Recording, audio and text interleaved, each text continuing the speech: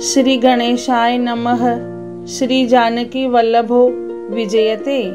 श्री रामचरितमानस प्रारंभ करते हैं। जय सिया राम। अगर मेरे वीडियो आपको अच्छे लगते हैं तो सब्सक्राइब जरूर कीजिए और अपने प्रियजनों परिवारजनों को जरूर शेयर कीजिए और उनको भी प्रोत्साहित करिए ऐसे धार्मिक वीडियो देखने के लिए। श्री रामचरितमानस के छठे सोपान लंका कांड में 14वां खंड प्रारंभ करते हैं। प्रभु के ऐसे वचन सुनकर हम लाज के मारे मरे जा रहे हैं। कहीं मच्छर भी गरुड़ का हित कर सकते हैं। श्री राम जी का रुख देखकर ऋक्ष वानर प्रेम में मग्न हो गए। उनकी घर जाने की इच्छा नहीं है, परंतु प्रभु की प्रेरणा आज्ञा से सब वानर भालू श्री राम जी के रूप को हृदय में रखकर और अनेकों प्रकार से विनती करके हर्ष और विषाद सहित घर को चले। वानर राज सुग्रीव, नील, वृक्षराज जाम्बवन, अंगद, नल और हनुमान तथा विभीषण सहित और जो बलवान वानर सेनापति है वे कुछ कह नहीं सकते।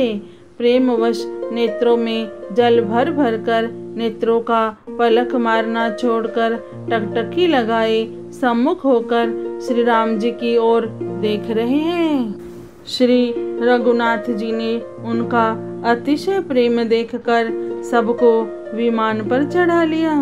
तदंतर मन ही मन विप्र चरणों में सिर नवाकर उत्तर दिशा की ओर विमान चलाया। विमान के चलते समय बड़ा शोर हो रहा है। सब कोई श्री रघुवीर की जय कह रहे हैं। विमान में एक अत्यंत ऊंचा मनोहर सिंहासन है। उस पर सीता जी सहित प्रभु श्री रामचंद्र जी विराजमान हो गए हैं। पत्नी सहित श्री रामचंद्र जी ऐसे सुशोभित हो रहे हैं मानो सुमेरु के शिखर पर बिजली सहित श्याम मेघ हो। सुंदर विमान बड़ी शीघ्रता से चला। देवता हर्षित हुए और उन्होंने फूलों की वर्षा की। अत्यंत सुख देने वाली 3 प्रकार की शीतल मंद सुगंधित वायु चलने लगी। समुद्र, तालाब और नदियों का जल निर्मल हो गया। चारों ओर सुंदर शकुन होने लगे। सबके मन प्रसन्न हैं। आकाश और दिशाएं निर्मल हैं। श्री रघुवीर ने कहा, हे सीते, रणभूमि देखो। लक्ष्मण ने कहा, यहाँ इंद्र को जीतने वाले मेघनाद को मारा था। हनुमान और अंगद के मारे हुए ये भारी भारी निशाचर रणभूमि में पड़े हैं। देवताओं और मुनियों को दुख देने वाले कुंभकर्ण और रावण दोनों भाई यहाँ मारे गए। मैंने यहाँ पुल बांधा, बंधवाया और सुखधाम श्री शिव जी की स्थापना की। तदंतर कृपा निधान श्री राम जी ने सीता जी सहित श्री रामेश्वर महादेव को प्रणाम किया। वन में जहाँ जहाँ करुणा सागर श्री रामचंद्र जी ने निवास और विश्राम किया था वे सब स्थान प्रभु ने जानकी जी को दिखलाए और सबके नाम बतलाए। विमान शीघ्र ही वहाँ चला आया जहाँ परम सुंदर दंडक वन था और अगस्त्य आदि बहुत से मुनिराज रहते थे। श्री राम जी इन सबके स्थानों में गए। संपूर्ण ऋषियों से आशीर्वाद पाकर जगदीश्वर श्री राम जी चित्रकूट आए। वहाँ मुनियों को संतुष्ट किया। फिर विमान वहाँ से आगे तेजी के साथ चला। फिर श्री राम जी ने जानकी जी को कलयुग के पापों का हरण करने वाली सुहावनी यमुना जी के दर्शन कराए। फिर पवित्र गंगा जी के दर्शन किए। श्री राम जी ने कहा, हे सीते, इन्हें प्रणाम करो। फिर तीर्थराज प्रयाग को देखो, जिसके दर्शन से ही करोड़ों जन्मों के पाप भाग जाते हैं। फिर परम पवित्र त्रिवेणी जी के दर्शन करो, जो शोकों को हरने वाली और श्री हरि के परम धाम पहुँचने के लिए सीढ़ी के समान है। फिर अत्यंत पवित्र अयोध्यापुरी के दर्शन करो, जो तीनों प्रकार के तापों और भव आवागमन रूपी रोग का नाश करने वाली है। यूं कहकर कृपालु श्री रामचंद्र जी ने सीता जी सहित अवधपुरी को प्रणाम किया। सजल नेत्र और पुलकित शरीर होकर श्री राम जी बार बार हर्षित हो रहे हैं। फिर त्रिवेणी में आकर प्रभु ने हर्षित होकर स्नान किया और वानरों सहित ब्राह्मणों को अनेकों प्रकार के दान दिए।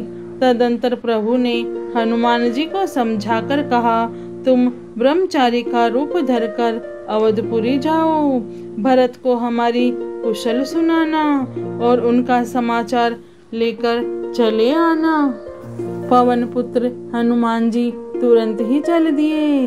तब प्रभु भारद्वाज जी के पास गए। मुनि ने इष्ट बुद्धि से उनकी अनेकों प्रकार से पूजा की और स्तुति की और फिर लीला की दृष्टि से आशीर्वाद दिया। दोनों हाथ जोड़कर तथा मुनि के चरणों की वंदना करके प्रभु विमान पर चढ़कर फिर आगे चले। यहाँ जब निषाद राज ने सुना कि प्रभु आ गए हैं, तब उसने नाव कहाँ है, नाव कहाँ है पुकारते हुए लोगों को बुलाया। इतने में ही विमान गंगा जी को लांघकर इस पार आ गया और प्रभु की आज्ञा पाकर वह किनारे पर उतरा। तब सीता जी बहुत प्रकार से गंगा जी की पूजा करके उनके चरणों पर गिरी। गंगा जी ने मन में हर्षित होकर आशीर्वाद दिया, हे सुंदरी, तुम्हारा सुहाग अखंड हो। भगवान के तट पर उतरने की बात सुनते ही निषाद राज गुह प्रेम में विहल होकर दौड़ा।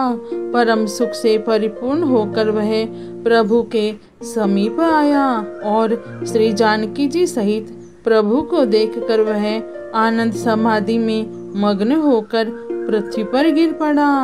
उसे शरीर की शुद्धि न रही। श्री रघुनाथ जी ने उसका परम प्रेम देखकर उसे उठाकर हर्ष के साथ हृदय से लगा लिया। सुजानों के राजा शिरोमणि लक्ष्मीकांत कृपा निधान भगवान ने उसको हृदय से लगा लिया और अत्यंत निकट बैठाकर कुशल पूछी। वह विनती करने लगा, आपके जो चरण कमल ब्रह्मा जी और शंकर जी से सेवित है, उनके दर्शन करके मैं अब सकुशल हूँ। हे सुखधाम, हे पूर्ण काम श्री राम जी, मैं आपको नमस्कार करता हूँ, नमस्कार करता हूँ। सब प्रकार से नीच उस निषाद को भगवान ने भरत जी की भांति हृदय से लगा लिया। तुलसीदास जी कहते हैं, इस मंद बुद्धि ने मैंने मोहवश उस प्रभु को भुला दिया। रावण के शत्रु का यह पवित्र करने वाला चरित्र सदा ही श्री राम जी के चरणों में प्रीति उत्पन्न करने वाला है। यह कामादि विकारों का हरने वाला और भगवान के स्वरूप का विशेष ज्ञान उत्पन्न करने वाला है। देवता, सिद्ध और मुनि आनंदित होकर इसे गाते हैं। जो सुजान लोग श्री रघुवीर की समर विजय संबंधी लीला को सुनते हैं, उनको भगवान नित्य विजय, विवेक और विभूति ऐश्वर्य देते हैं। अरे मन, विचार करके देख, यह कलिकाल पापों का घर है। इसमें श्री रघुनाथ जी के नाम को छोड़कर पापों से बचने के लिए दूसरा कोई आधार नहीं है। कलयुग में समस्त पापों का नाश करने वाले श्री रामचरितमानस का यह छठा सोपान पूर्ण हुआ। श्री रामचरितमानस के छठे सोपान लंका कांड में 14वें खंड के साथ लंका कांड और छठा सोपान पूर्ण हुआ। जय श्री राम, जय सिया राम।